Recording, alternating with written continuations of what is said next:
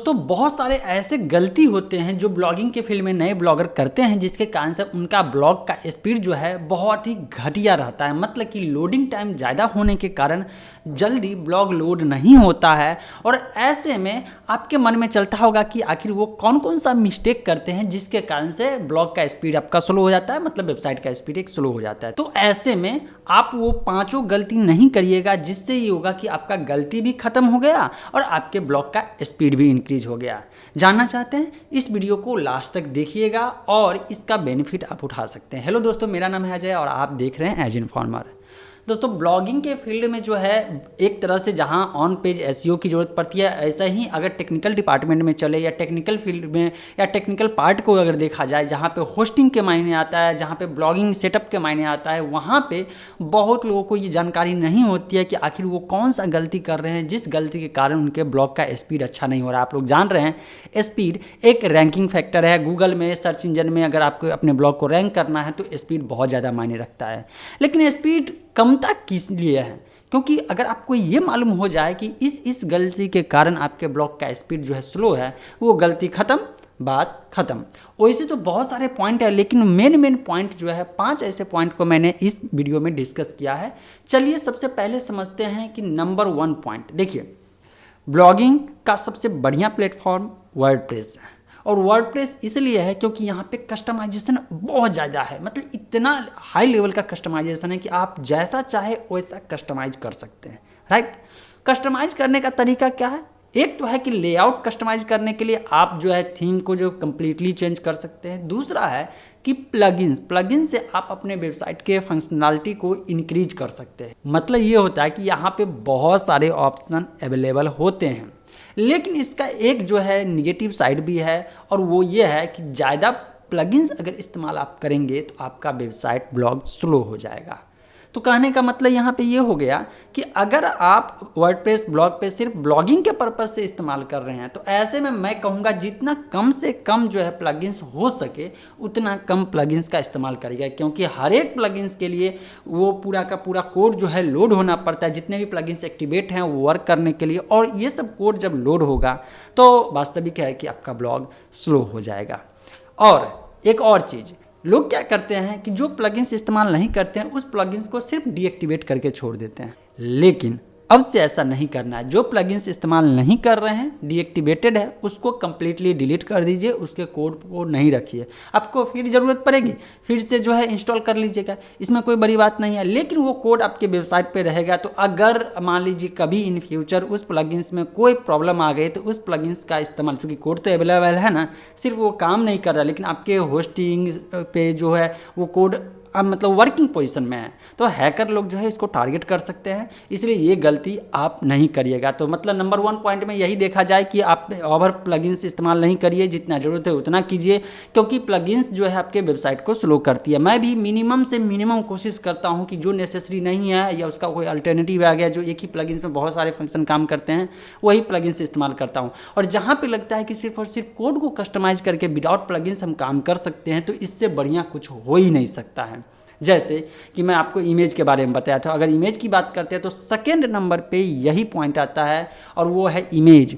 दोस्तों, एक कोड, एक वेब पेज के कोड से ज़्यादा एक इमेज हो जाता है। मतलब कि मान लीजिए कोई एक वेब पेज है, पूरे वेब पेज का साइज़ जो है, टेक्स्ट का साइज़ कहते हैं, कोडिंग का साइज़ अगर 200 KB है, तो हो सकता है कि आपके एक इमेज का जो साइज़ हो 200 KB हो सकता है, 300 KB हो सकता है। मल्टीपल इमेज करने के बाद जो दिक्कत हो जाएगी। तो ऐसे में इमेज ऑप्टिमाइजेशन बहुत ज़्यादा इंपॉर्टेंट है, और इमेज ऑप्टिमाइजेशन के लिए आपको बहुत सारे तरीके अपनाने पड़ेंगे।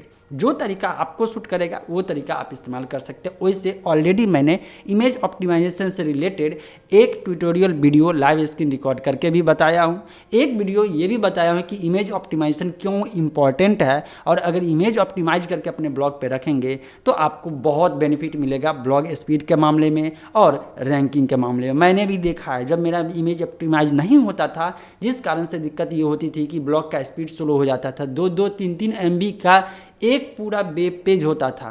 सोच सकते हैं 3 MB यूजर के मोबाइल या डिवाइस में लोड होने में कितना समय लग जाएगा।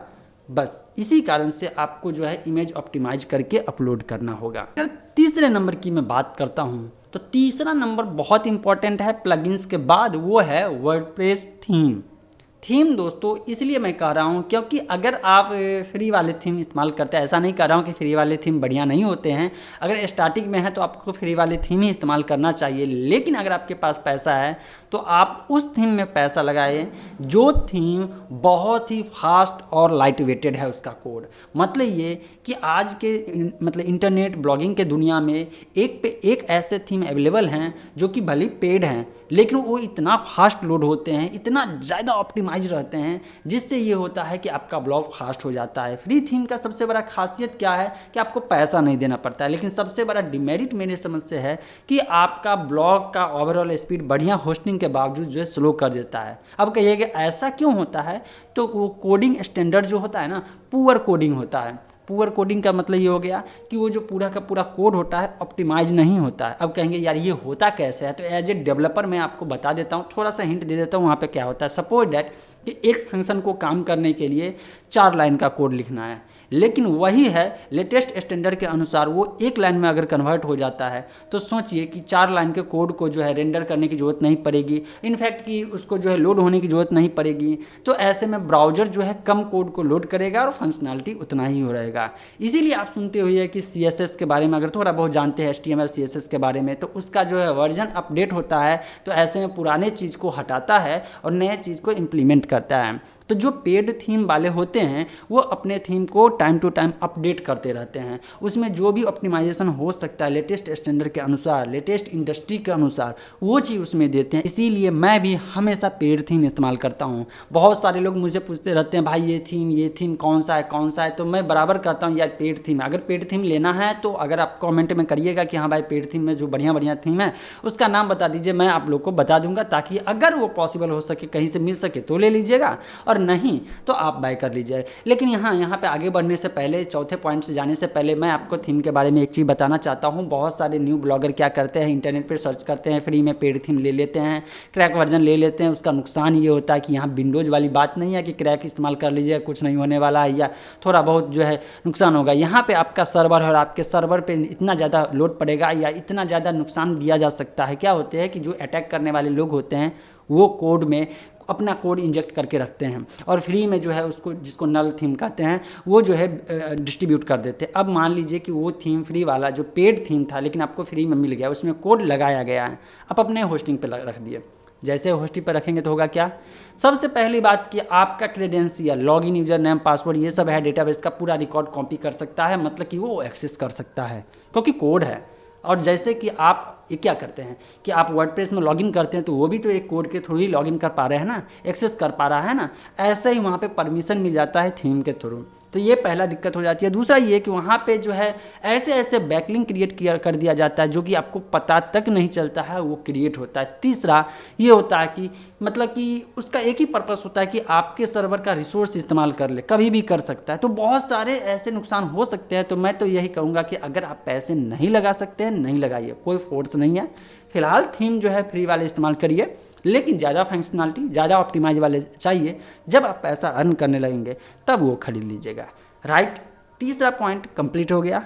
चलते हैं चौथे पॉइंट की तरफ। दोस्तों चौथा पॉइंट जो है वो है CDN के बारे में। CDN, कंटेंट डिलीवरी नेटवर्क, इसके बारे में एक डिटेल वीडियो बना चुका हूँ ऑलरेडी, लेकिन थोड़ा सा हिंट दे देता हूँ। CDN का मतलब ये होता है कि अलग अलग कंट्री में आपका जो डेटा है वो डिस्ट्रीब्यूट हो जाता है। सपोज कि आपका सर्वर है US का, राइट, आपका सर्वर US का है, इंडिया का यूजर है। अगर इंडिया का यूजर आपके ब्लॉग को कनेक्ट करेगा, खोलेगा, तो US के सर्वर से डाउनलोड होगा फाइल, मतलब वेब पेज लोड होगा इंडियन यूजर के पास, उसके डिवाइस में।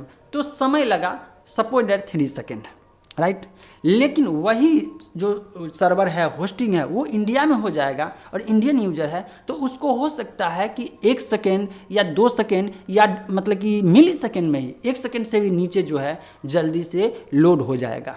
ये असर डिस्टेंस के कारण होता है। तो ये CDN क्या करता है, अगर आपका होस्टिंग वहाँ भी है, US में भी है, कोई मैटर नहीं। CDN अलग अलग कंट्री में अपना डेटा सेंटर रखता है और आपके फाइल को जो है एक एक कॉपी वहाँ पे रहता है। तो जिस लोकेशन से जो यूज़र वहाँ पे लोड करने की कोशिश करता है, वेब पेज को खोलने की कोशिश करता है, उसी लोकेशन से नियरेस्ट जो डेटा सेंटर है वहाँ से उस फाइल को डिस्ट्रीब्यूट कर दिया जाता है, मतलब आपके वेब पेज को लोड करवा दिया जाता है। तो मान लीजिए आपका सर्वर यूएस में भले है, लेकिन इंडिया से अगर कोई एक्सेस करना चाह रहा है यूज़र, तो इंडियन डेटा सेंटर या यहाँ से जो नज़दीक डेटा सेंटर है वहाँ से इसको डिस्ट्रीब्यूट करेगा, वहाँ से फाइल को सर्व करेगा, तो यूज़र को फास्ट सर्व होगा। ये बेनिफिट होता है CDN का। बहुत सारे फ्री CDN है जिसमें से क्लाउडफ्लेयर नंबर 1 पे चल रहा है। आप फ्री में CDN इस्तेमाल कर सकते हैं। अगर बाद में आपको फंक्शनलिटी अच्छा लगे कि नहीं और मेरे पास बहुत पैसा आ गया है और इस्तेमाल करना चाहिए और बूस्टअप करना चाहिए, तो आप पे करिएगा, अदरवाइज बिंदास लाइफ टाइम फ्री में इस्तेमाल कर सकते हैं। ये है चौथा पॉइंट। चलिए 5वें पॉइंट की तरफ चलते हैं। 5वां पॉइंट ऑलरेडी मैं बता चुका हूँ और वो है दोस्तों कैशिंग के बारे में। कैश प्लगइन्स आपको इस्तेमाल करना पड़ेगा, नहीं तो आपका वेबसाइट कितना भी ऑप्टिमाइज भी कर लीजिए तब भी दिक्कत ही रहेगी। और जितने भी ब्लॉगर हैं सारे के सारे रिकमेंड करते हैं। मैंने WP रॉकेट के बारे में बताया था, इसके बाद और प्लगइन्स के बारे में बताया था। उसमें से जो भी कैशिंग प्लगइन्स है वो अगर फ्री में मिलता है तो फ्री में ले लीजिए, अवेलेबल बहुत सारे हैं। प्रीमियम भी फैसिलिटी है, फ्री वाले भी फैसिलिटी है, तो जो बढ़िया लगे आप इस्तेमाल कर लीजिए। तो ये पाँचों के पाँचों पॉइंट ऐसे हैं जो कि बहुत इंपॉर्टेंट पॉइंट हैं। अगर कोई और पॉइंट या कोई सवाल है तो नीचे कमेंट सेक्शन में जरूर लिखिएगा। लेकिन आप मुझे सपोर्ट करना चाहते हैं तो मैं चाहूँगा इस वीडियो को लाइक कर दीजिए और पॉसिबल हो सकता है तो शेयर कर दीजिए। मिलते हैं अपडेटेड इन्फॉर्मेशन के साथ नेक्स्ट वीडियो में।